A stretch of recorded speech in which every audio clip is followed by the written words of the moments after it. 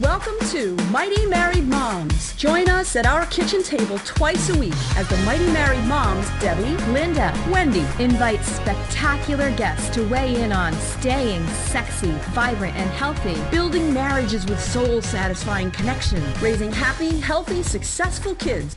Conversations with Mighty Married Moms will bring you closer to the life you really want. Episode 25. Hello, everybody. Welcome back to Mighty Married Moms. And today we are privileged to have as our guest, Kathi Bridge. She is a money coach, a real estate investor, and an avid skier, which I know well. She recently moved out to Whistler, Canada, so that she could just spend as much time skiing as possible. And you can talk to us about that in just a moment, Kathi. She is passionate about teaching people about their money through coaching, online training, and speaking. And for the last 3 years, she's been helping people take control of their finances and watch them gain confidence and improve their quality of life as a result. And so we definitely want to hear about that for sure. Welcome, Kathi. It's great to have you with us. Well, thank you very much, Debbie. It's great to see you all, and I'm so glad that you've had me on. I appreciate that. Terrific. Can you give us just a little bit of background about how you got to where you are now doing this? Sure. Well, it started, my money journey started way back when I was a kid and grew up in Toronto in an apartment, just my mother and I. And, I watched her struggle with her finances daily, not having enough. And yet, on the other side, her brothers and sisters were beyond wealthy. So, they had the mansions, the pool in the backyard, the Mercedes in the front. And, but what I learned from that, they were so kind, so generous, so happy and loving to me that, rich people weren't these bad people. They were someone to emulate. And so I was driven my whole adult life. When I left home at 18, I knew who I wanted to be. I struggled like everyone because the financial literacy is just not part of our education. And so although I made great money, I still lived paycheck to paycheck like many people are finding themselves. And then I got into real estate investing in 2009 and learned how to do it well. And I guess I got a lot of confidence from learning properly because I purchased 8 properties and and found that I loved the economic fundamentals and the finances and all that stuff that went with real estate investing. Had this idea that I wanted to be a money coach and found some training with Money Coaches Canada, worked with them for 2 years, and it was amazing what I learned, and the money management system they teach is astronomical. It's amazing. So I've been working with clients based on that system. I went off on my own, the entrepreneur that I am, and have been teaching ever since and loving it and love the transformation I see with my clients. Oh, that's great. That's great. Thank you. Good work. Yeah. Go ahead. Me? Oh, yeah. Good. I'll tell you, this, my anxiety went up. I said, we're going to talk to a money coach? Really? Okay. It's just such a source of, I'm just not good at it. Never have been. And it just feels bad to I kind of walk around saying, sure, let's go out to dinner, $50 a plate. And then I'm like, can I do that? Can I do that? Or whatever, something. I tend to compartmentalize and say, I'm going to act as though I'm in the same circles that y'all are in, but inside and my banker will tell you different. Yes. And so it's you're nodding your head. Is this not an unfamiliar story to you? It is absolutely something I hear Really? every day. We try to keep up with the Joneses. Now, unfortunately, the Joneses are trying to keep up with you. Everybody struggles with money. It's an occurrence no matter what financial bracket you're in. My typical client makes great money. They're professionals, they have kids, and we know that kids are so expensive. And they're still living paycheck to paycheck. and they're stressed out, and they don't know the answer. And so I love when they come to see me, because I'm able to give them the answer and get everything on paper and come up with a plan, and everyone feels so empowered. So you're not, you're not an anomaly at all. Really? Okay. Good. True confession right here over the internet. I'm sure my husband will be thrilled. No, but it's true. It's just something that's never been good. It's never been a source of strength. And every once in a while I put my big girl pants on and I'll say, I'm going to balance my checkbook. And then I about faint. Yeah. I'm going to put my big girl pants on. I'm going to go look at my balances. No, I don't want to see my balances. I mean, like, I act like a child. It's really embarrassing. Here I am just telling you the truth. No, that's fine. And money avoidance is a huge thing. And I'll tell you, truthfully, I'm even a bit of a money avoider. I'm not big on opening my bills. Not that I have, big balances that I don't want to see. It's just a habit that I've had my whole life. Mm-hmm. And, so what I do and what I teach my clients is put everything on automatic in your bank account, so that all the power bill comes out automatically, the utilities, the mortgage. Yeah. And then you don't have to, and then what I do is I just put everything in a small box as it comes in the mail, make sure that there's no surprises, but then I just open it once a week, all out just once, get it all over with, file it, and then it's not just a source of needing to do it every day. So that's So Kathi, that's a really good thing. You're just talking about one of the procedures that you recommend to people. So what are the habits that people tend to have who are feeling perhaps like Wendy or and that's good. It's not just we've Wendy. Never talked about this before. So thank you. Well, unfortunately. What are the habits that the average person has with their money, and what habits should they have? Mm-hmm. Well, a recent survey came out, and I know it's North America wide, Canada and the U.S. at the very least. 50% of us spend more than we make every month, and are one paycheck away from disaster. And yes. Wow. And 47% to be exact, but I rounded it up.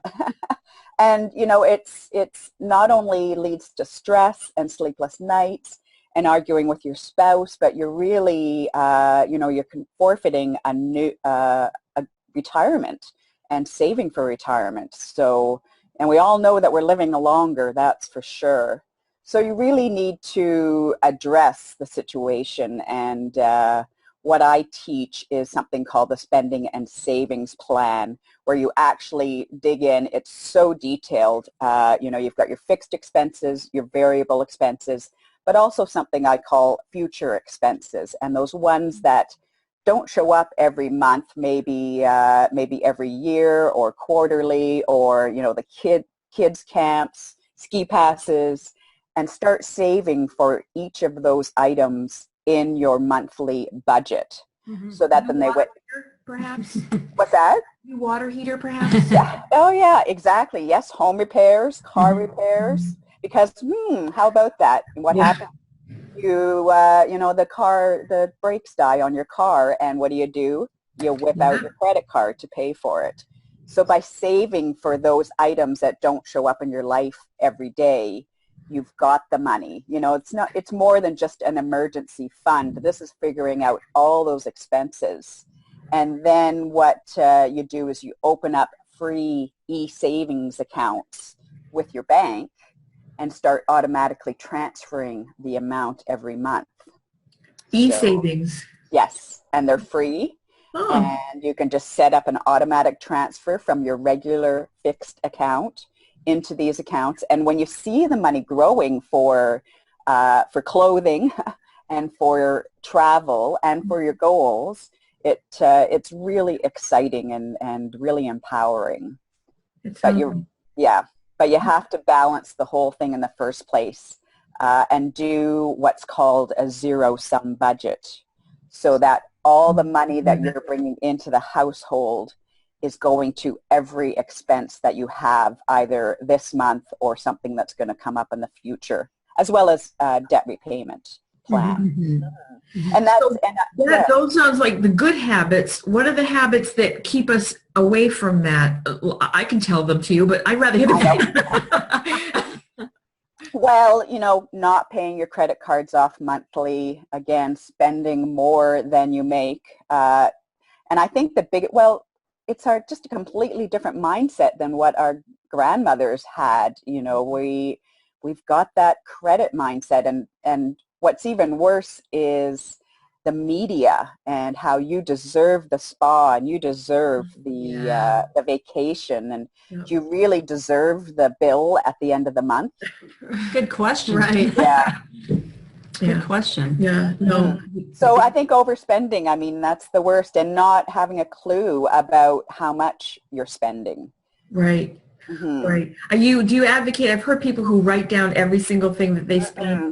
No? Oh, okay. Let's talk more. Let's hear it, because I know it's so hard. Okay. So one of the other great, amazing tips that I do in my family and teach everybody that I know who will listen to me is for your variable spending. So that's your gas, your groceries, eating out, having coffee, family fun. You figure out how much per week you can spend on that amount, on those items. So, and again, you have to look at the big picture of your budget, but once you figure out how much per week you have allotted for that. So for an example, my family, it's $300 a week, and that's gas as well. I don't think I said that. Mm-hmm. So you go to the bank and you open up a second unlimited checking account, and you transfer that amount from your regular fixed account once a week. So I find it best, and this was a lot of trial and error, but Friday mornings, that $300 gets transferred to our separate account, and my husband and I use our debit cards for all those expenses. Right. So gas, groceries, we'll maybe go to hit a movie on Saturday night, and you really monitor how much you're spending. And when the money runs out, and it probably will on Thursday about noon. Or maybe Wednesday or Tuesday night. You know what? It does take a little bit to make it last. Yep. But once it runs out, Thursday night, you don't go to Costco and you don't go out for dinner that night. You see what's in the cupboard and you wait for that automatic transfer again. Yep. And this is so amazing. You are aware of how much you're spending, because that variable amount is the part that can just kill you. Yeah. You know what? I have to be honest. My husband is an engineer, and so he's got a money mind. He's got a mind for numbers. I have a mind for words. And he set that up for our family a long time ago. And so we have the same thing. And the kids know too, and it's called Mom's Discretionary Account. And everybody has access in the family, has access to Mom's Discretionary Account, but we have to keep up with each other and know what are we spending it on and how much is left. And, now I have it on my phone so that I can see how much is left. That's just the way it is. And when the money's gone, it's gone. If it's gone on Tuesday, it's gone on Tuesday. If it's gone on Thursday, it's gone Thursday. And it doesn't show up again until every other week on Friday. Yeah. What I find, again, from trial and error is it's easier to make it last over a week than 2 weeks, than a double amount for 2 weeks. So that's why I like the once a week. The once a week, Interesting. And you don't have to write every darn thing down that you bought. And it's guilt-free spending because it's earmarked for that. And it's brilliant to have it, the bank app on your phone. And I've been in the grocery lineup many times checking my balance before. Right. How much is in there? How much can I spend? Definitely. That's a great tip. I love that. That's a great. Yeah, I love that too. Yeah. It's very empowering. Yeah. In that e-savings account, when you say free, it's free to transact, but do they give you any interest on that, or? No, but you're just saving. I mean, otherwise you'd be using your credit card for the most part, for many people, and, paying the 14 or 19%. And no, you don't get the 1.5%, but you've got the money in there when you need it. Right. So, Now, and I do get a lot of pushback from people opening the second account, because that one, you know, the unlimited checking, it will cost you an extra $15 a month. But you save far more by being accountable for that variable spending. Yes. Mm-hmm. Yeah. Absolutely. So just go and do it and be on top of your finances. Kathi, so is it pretty much everything other than your fixed, what you know is absolutely going to come out? For the variable checking, that transfer once a week, that's your groceries, gas, lunches and lattes, and eating out, family entertainment. Yeah, the discretionary stuff. Mm-hmm. Yeah. What so this is a good question. I mean, we're talking about how we as adults can handle money, but let's also talk a little bit about how do we teach kids to handle their money? I know you've got kids. How I forget how old they are now, but you know, tell us a little bit about what we can do to help teach our kids to be better with money, since you know, at least I'm speaking for myself, that wasn't something that I necessarily was taught as I was growing up. I didn't have a course in college that was available to us. You know, my parents taught me how to use a checkbook, but that was really about it. Mm-hmm. I think, for one thing, don't make money a big secret. Don't make your own finances a big secret. You know? Really? That's completely different than the way I was brought up. Most of us, What's the reason for that, Kathi? I don't know, just reality that, you know, you might not have a lot of money to buy everything that they want. And, just be open. And, you know, there's so many thoughts on kids and money. I think that, you know, giving them an allowance and letting them spend a little bit of it and save a little bit of it so that they see the money grow in their bank account is important. And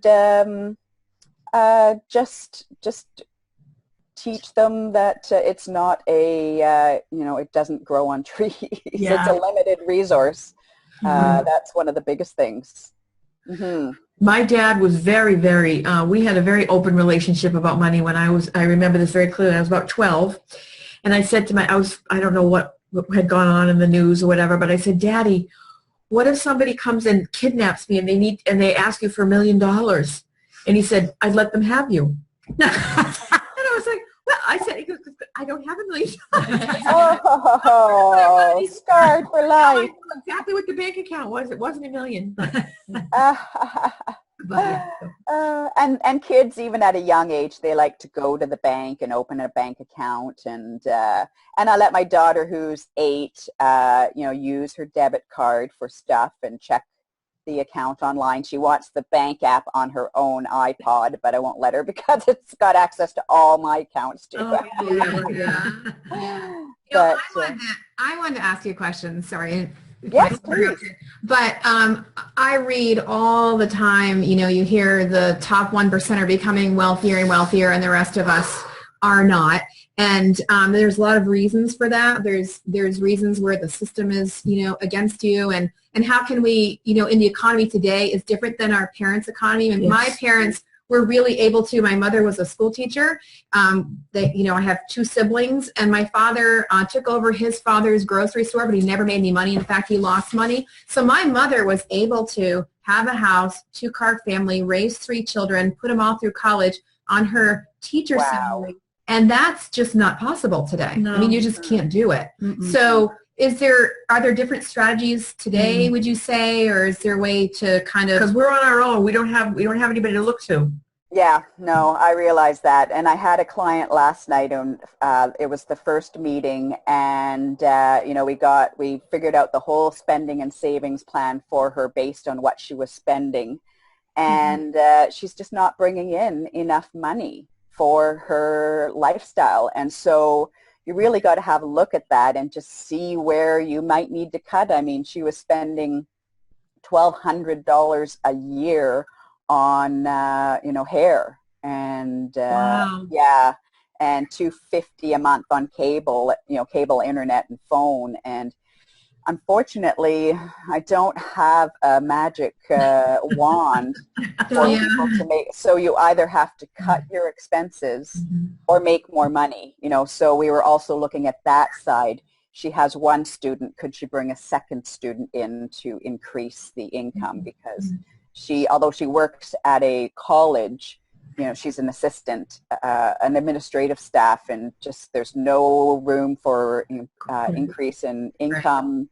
So she has to look at both making money somehow, and cutting expenses.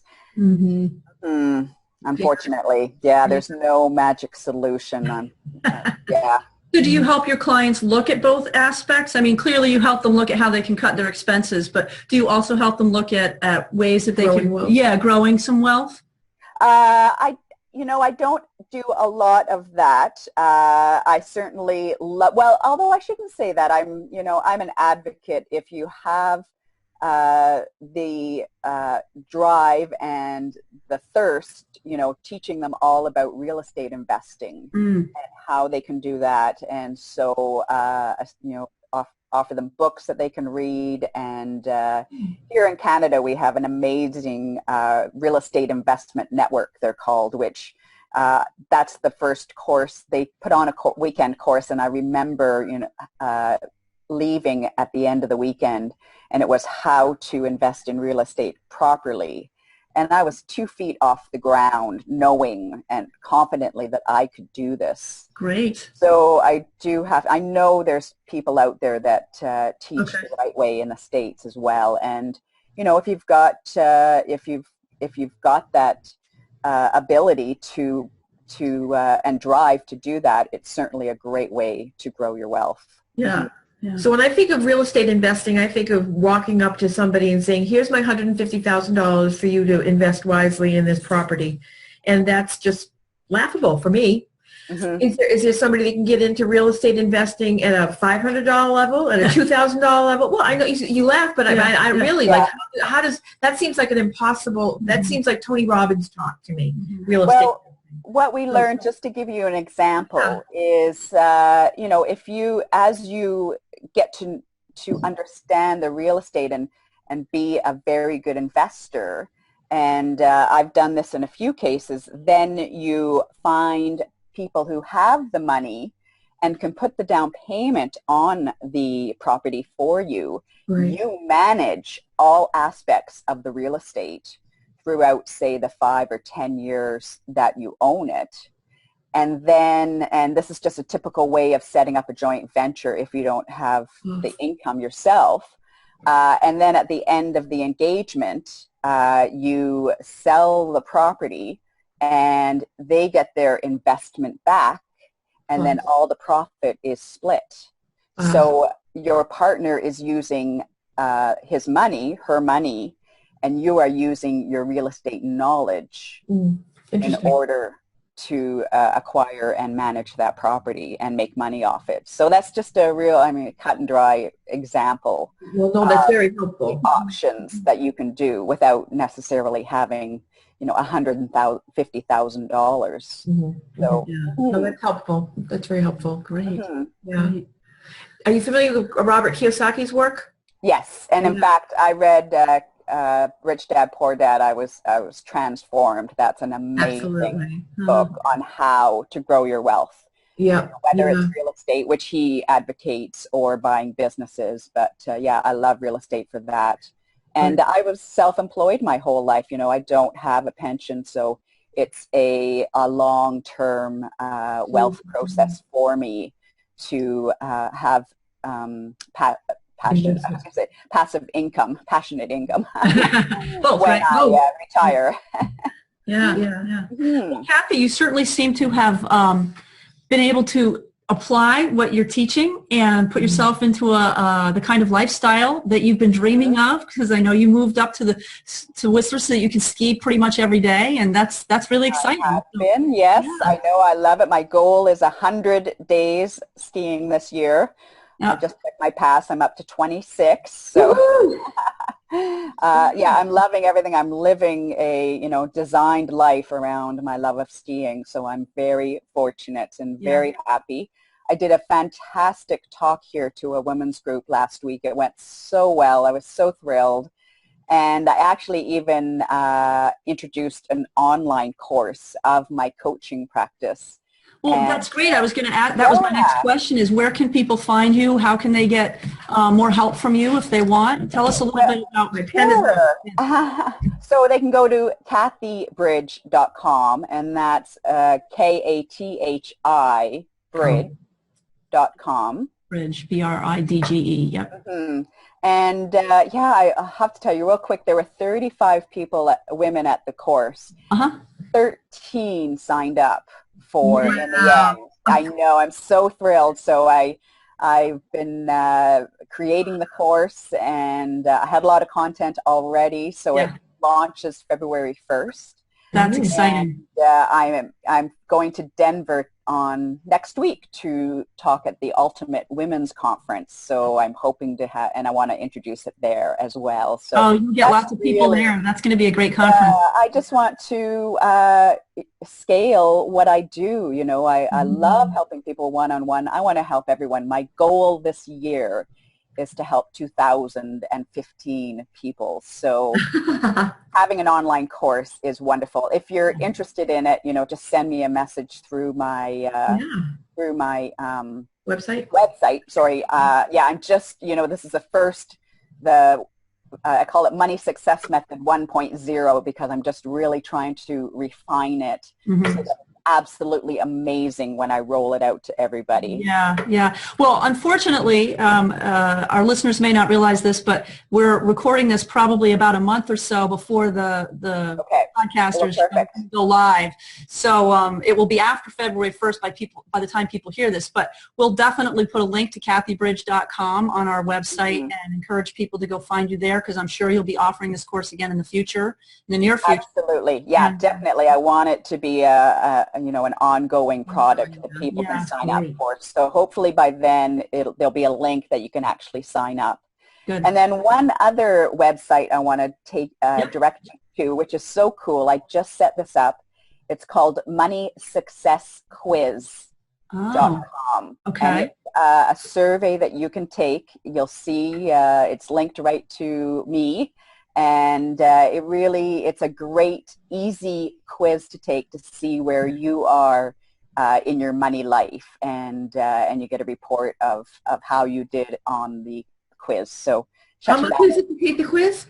Pardon? How much is it to take the quiz? Nothing. It's free. Really? Yeah. MoneySuccessQuiz.com. Oh, that's great, Kathi. Thank you. Yeah. You're welcome. Well, this is clearly a topic where I feel like I need to grow, and I certainly do too. I think that my colleagues do too, and I'm sure there are some women listening who are finance whizzes, and I would encourage anyone who's listening or watching, if you're a finance whiz and you have anything to add to what Kathi has said, we'd love to hear from you. If you are not a finance whiz and would like to learn more, go ahead and put in whatever questions you may have, or anything that's resonated for you from this particular show. We would love to hear from you. Go ahead and write it in on the comments on our website. And our website again is mightymarriedmoms.com, so please check us out there. And Kathi Bridge, thank you so much for being with us today. This was really helpful. Thank you. Thank you, Kathi. Well, my pleasure. Thank you. It was wonderful. I appreciate you having me on, and let's do this again. Okay, sounds good. Again. Sounds All good. right. Bye. Bye. Bye-bye. Thank you for joining us for this episode of Mighty Married Moms. Tune in twice a week on Mondays and Thursdays to meet fascinating and inspiring guests who will help you create the life you've always wanted. You can find these episodes and special gifts just for you at mightymarriedmoms.com, as well as a link to our Facebook community, where we continue the conversation around the kitchen table. Please also help share the love by leaving a review on iTunes. We'll see you next time.